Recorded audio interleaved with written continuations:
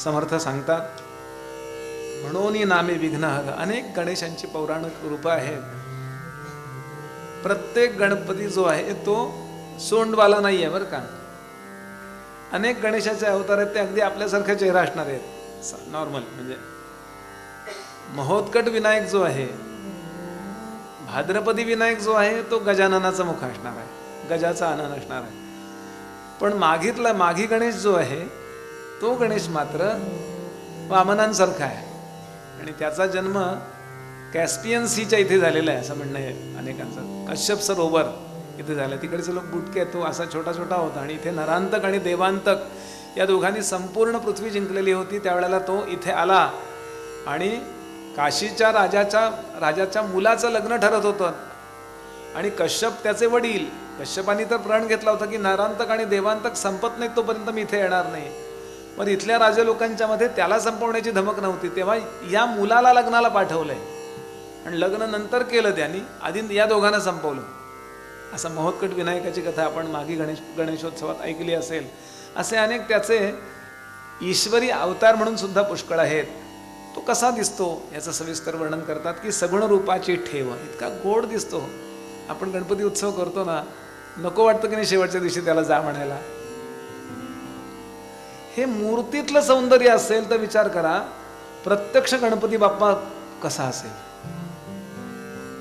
कसा सुंदर सुंदर तो दिसत असेल, कसा पार्वती देवींच्या जवळ तो खेळत असेल, कसा शंकरांच्याकडे हट्ट करत असेल. अहो त्याची खेळणी म्हणजे वासुकी, डमरू आणि त्रिशूळ. ब्रह्मदेवाने एकदा मांडीवर घेतला, त्याची दाढी जोडायला लागली महाराज.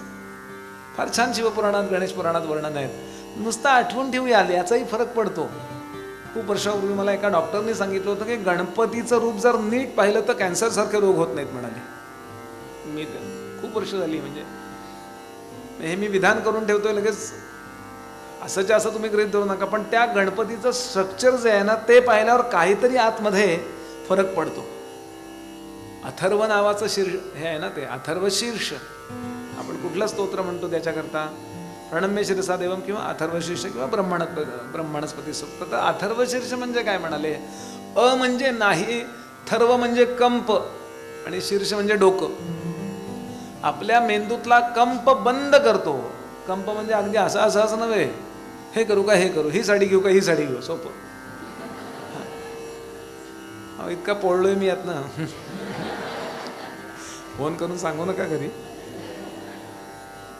होतं की नाही कन्फ्युजन, हे घेऊ का हे घेऊ, हे घर घेऊ का हे घेऊ, ही अमुक वस्तू घेऊ का ही घेऊ, सतत कन्फ्युजन असतं. गणपतीच्या कृपेनं बरोबरच सुचतं. अशा पुष्कळ गोष्टी आहेत की गणेशाच्या काय नेमका कुठे वर्क होतो तो, तर अथर्व शीर्ष म्हणजे कंप बंद होतो आणि त्याचा परिणाम. आता माझा मेंदू, कुणाचाही मेंदू असा आज्ञा देतो की इतक्या पेशी इथे बनवा. सतत आपल्या पेशी नवीन बनत आहेत. जुने आपण आंघोळ करतो, लाखो पेशी वाहून जातात, किंवा मी आता असं केलं तर शेकडो पेशी माझ्या फेकल्या गेल्या आकाशात. असं सतत चाललंय. आता आपण तोंडाला लाळ येते ती आपण गिळतो, पुष्कळ जिभेच्या पेशी आपण गिळूनच टाकतो. सतत नवीन जीभ होत असते. 6 तासात नवीन जीभ तयार होते. म्हणजे वरचं सरफेसवरच्या सगळ्या पेशी बदलतात. म्हणून सकाळची आमटी दुपारी वेगळी लागते.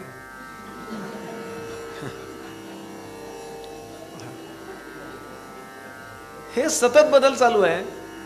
आणि मुख्य मेंदू जो आहे, मुख्य आपलं केंद्र सरकार इथे आहे. इथून प्रत्येक पेशीला, तिथे पण बुद्धी आहे ना, प्रत्येक सेलमध्ये बुद्धी आहेच आहे. तिथे आज्ञा होते की एक 10 कोटी पेशी निर्माण करा, इथे आवश्यक आहे. आणि तो 50 कोटी करतो आणि उरलेल्या 40 कोटी पेशी डिपॉझिट होतात. याला आपण कॅन्सर म्हणतो. थोडक्यात इकडचे लोक इकडचं, जसं दिल्लीतनं आज्ञा गेली तर तामिळनाडू आणि त्या केरळातले लोक ऐकत नाहीत हिंदीबद्दल, हे की नाही. आपल्याकडे पण ऐकत नाहीये. इंग्रजी चालेल, हिंदी नको. अरे काय आहे, माझं तरी मत आहे तिन्ही भाषा काय हरकत आहे. अजून 4-5 भाषा शिकावं. सावरकरांना 19 भाषा येत होत्या, हरकत काय आहे, असं माझं वैयक्तिक मत आहे बरं. मी कोणाच्या विरुद्ध नाहीये. पण असा कॅन्सर होतो हे सांगायचंय मला. नाही ऐकत तिथले लोक. आणि गणपतीच्या दर्शनाने होतं काय, त्या डॉक्टरने मला, एका विमानात होतो आम्ही आणि खूप वर्ष झाली याला, ते डॉक्टर आपल्या आईला कॅन्सर झाला म्हणून भारतात परत आले US मधून राहायलाच. ते सांगत होते, ते मी आपल्याला सांगतोय बरं. मला डॉक्टरांचं नाव विचारू नका, मला ते लक्षातच नाही राहिलं. मी हे सगळे डाटा घ्यायला पाहिजे होतो त्यांच्याकडनं, हे कसं काय. पण त्यांनी मला सांगितलं, मला आवडलं म्हणून मी ते शेअर करतोय. बरं, बाकीचे उपाय करतो, त्यात अजून एक उपाय करायचा. गणपतीच्या दर्शनात तुमचा तोटा काय आहे? छान गणपतीकडे बघा. इतका गणपतीचा, म्हणजे फक्त गणपतीबद्दलच बोलत राहिलो तर निवडक दासबोध बाजूला राहील आणि फक्त गणपती गणेश उपासना सांगितल्यासारखं होईल. पण खूप महत्वाचं आहे. रोज आपले सकाळी जाग आल्याबरोबर ही गोष्ट करावी.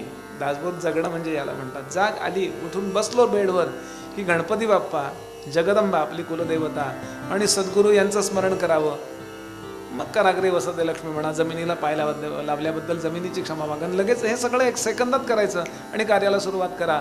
काही दिवसानंतर ती टेंडन्सी होते, आपल्या नकळत गणपती बाप्पा आपल्याला त्याचं स्मरण करायला होतं. हे माझं स्मरण विसरलं रे.